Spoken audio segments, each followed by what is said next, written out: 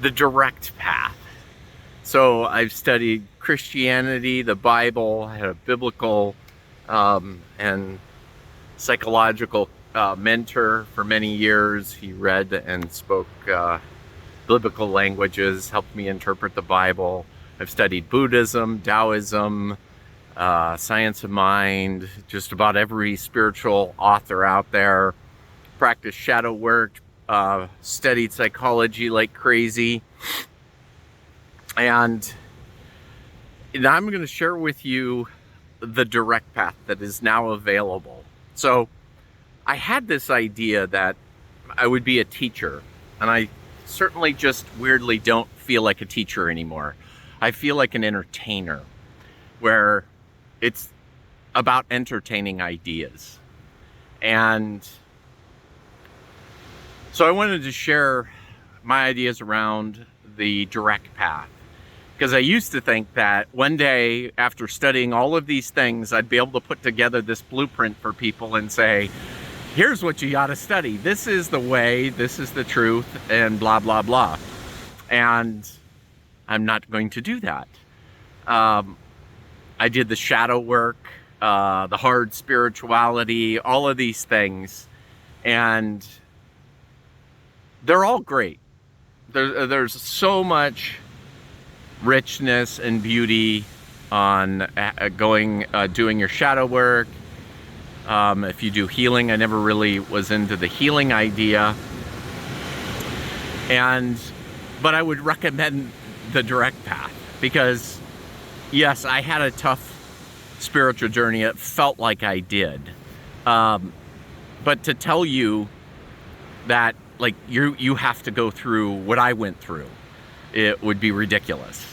And it's just because I know better, and I can share that I can see, looking back at how I complicated everything by being so connected to all of these psychological terms and these ideas. And so my spiritual friends were the ones I would have a big spiritual aha or understand something about somebody, and then I would tell them about it. And what I recognized looking back was that's just a story I was involved in. And that's really the direct path, is not going back through all the things. Like I was recently talking to somebody that I know had never done any emotional work, and they were kind of getting to the event horizon, and they were finally looking for help. And if I were in a place that this person I could share with them, I would share the direct path, because their feedback to me was, this is going to be horrible. I have to say things that I'm scared to say, and all of these things. And it's like, well, it doesn't have to be that way. That's just the story of Paradigm A. That's what you get out of it on the direct path, or any path, is to get away from the personal, all the mental constructs that were put together within this paradigm. And so, what is the direct path? Well, it just comes down to awareness of who you are. And so part of the path, like you have to do, is meditation. And it isn't, so I used to have this idea that meditation always had to be like in a lotus position, and you meditate for hours and be a Buddhist and blah, blah, blah. And that's not what it is. It's much more than that. It's simply working with our minds.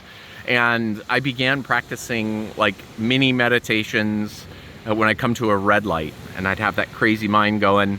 I would just take 2 breaths if I caught that crazy mind.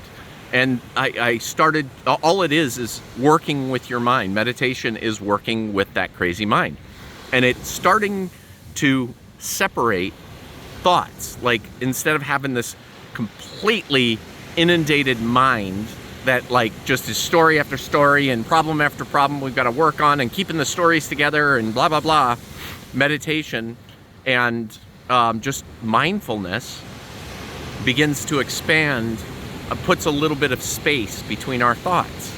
And it is where we find ourselves in this. And so there was this phenomenon that I was meditating on the other day, that along my path, I finally began to have periods of time, and at will, I could shut my mind down. Like literally just have a blank mind. And I thought this was the coolest thing in the world.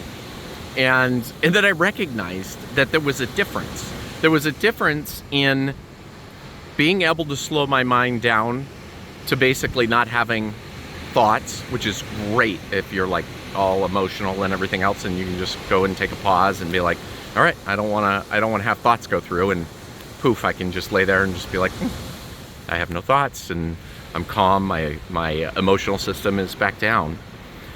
And I wanted to tell everybody about this. It's like, this, you could do this. Like, and I was not a meditator. Like, I'm not a classic meditator. It was simply creating those gaps in my thoughts, and then kept expanding. It's like a muscle. It's like, learning a new skill. After a while, it just became so big, and there was such an expanse that I could just be like, okay, I'm not going to have thoughts. And poof, I can just be thoughtless. I thought that was the coolest thing. But that isn't the coolest thing. I learned that there's a difference. And this is the thing. And this is kind of a non-dual,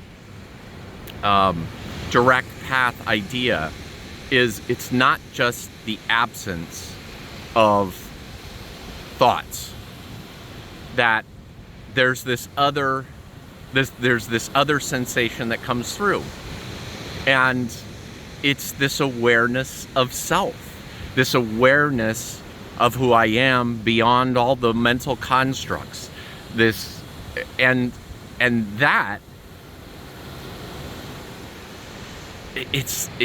haven't found a teacher that has perfectly told people, like, this is how you do it. It's like, you have to have these gaps. You've got to have some space, I assume. I don't want you to entertain absolutes, but I would say that really helps. But there's this sensation of awareness. And I think that, like Eckhart Tolle talks about, like putting your attention into your body and just feel the aliveness within you. And those are kind of coaching ways that we can do that. And this is a very different experience. And this is all beyond the personal. So what I wanted to share with you today is, like, I see everything as very tangible now. Like, once you have a grasp of being able to pull yourself away from the personal. So I have a partner, and sometimes things get squirrely. We call it discombobulated, or what's the other one I'm trying to think?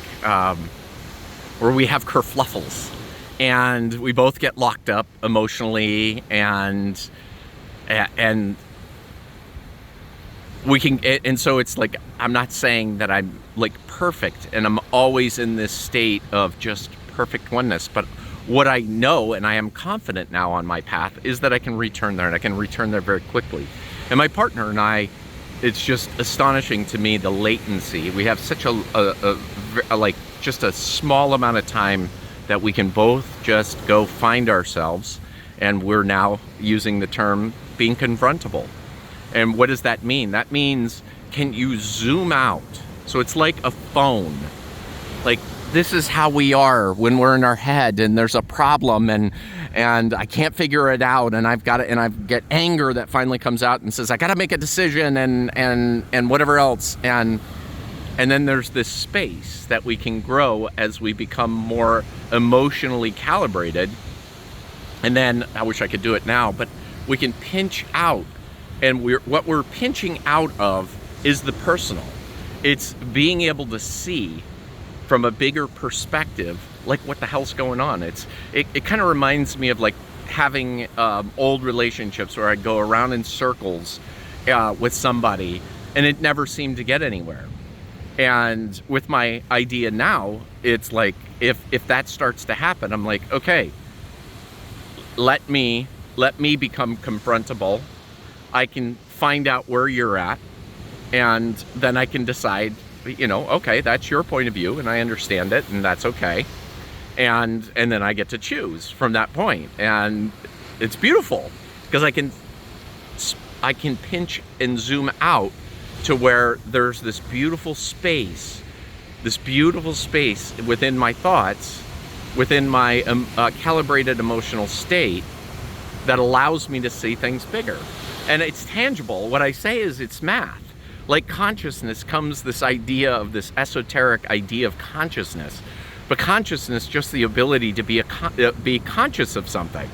So as we basically just zoom out and we pull ourselves away from all these personal stories of I am this and I am that and they are these and this is that, and that's the idea of duality, is that you have to be something. If I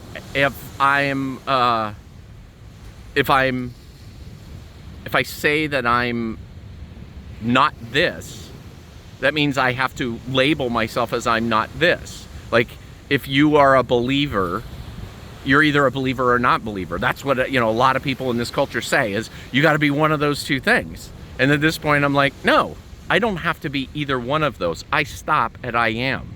I have no identity beyond I am.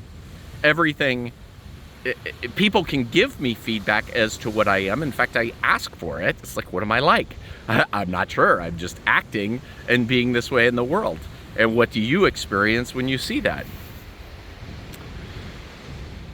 So really, it is tangible. It's like math, that we can expand our consciousness, and we don't have to go back through. Like, shadow work's great to understand, but the thing is that people, they get attached to the thing that they're doing, especially when I hear stories about healing, people that are on a healing journey.